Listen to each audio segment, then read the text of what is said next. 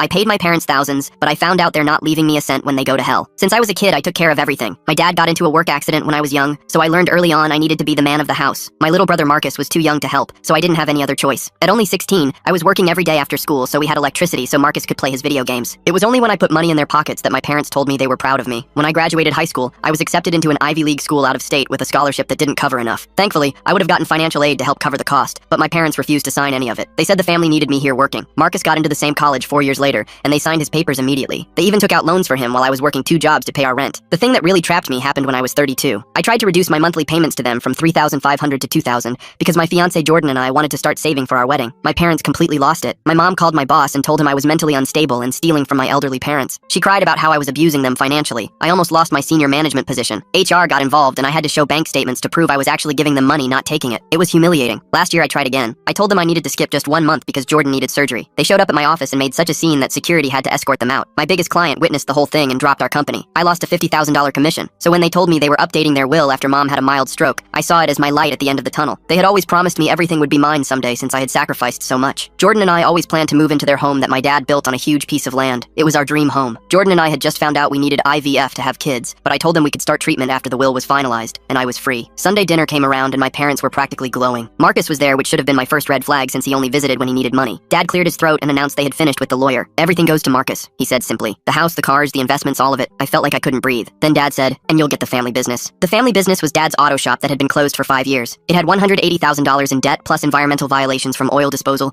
and 3 years of back taxes. This is a joke, right? I said. Marcus couldn't hide his smirk. I'll take good care of the house, bro. You're so good with money you'll turn it around, my mom said. Jordan spoke up. That shop will bankrupt us. My mom's face hardened. You'll be fine. Besides, Marcus will give us grandchildren. You failed us there too. The final blow came when my dad added, of course, we'll still need our monthly payments while you get the shop sorted out. I stood up and walked out, all while my dad yelled about ungrateful children. In the car, Jordan showed me something on her phone. She had been documenting everything. $412,000 over 15 years. Every payment, every receipt, every bank transfer. She had also been recording my parents' threats and had video of the office incident. I've been preparing, Jordan said. I knew this day would come. My phone buzzed. It was Diane, my parents' paralegal friend. The shop has liens. Don't sign anything. Call me now. I researched the shop that night. It would need $300,000 just to break even. The environmental cleanup alone would cost $100,000. It wasn't an inheritance. It was a prison designed to keep me paying for them forever. I went back the next day with a folder of documents. I've learned from my past mistakes, I said, placing everything on the table. Here's a cease and desist letter from my lawyer. My mom started crying. How will we survive? The bank is closed. Permanently, I said. I pulled out another document. I've already notified the creditors that I won't be accepting your business. Marcus went pale. But you have to take the shop. It's family legacy. Your inheritance, your problem, I said. Hope the house sells for enough to cover it. My dad stood up red-faced. We'll destroy you. We'll call your job again. Try it, I said calmly. I have lawyers this time. I walked out as my parents turned on Marcus, demanding to know how he planned to pay for the shop debts. 3 weeks later, Diane called me urgently. She said she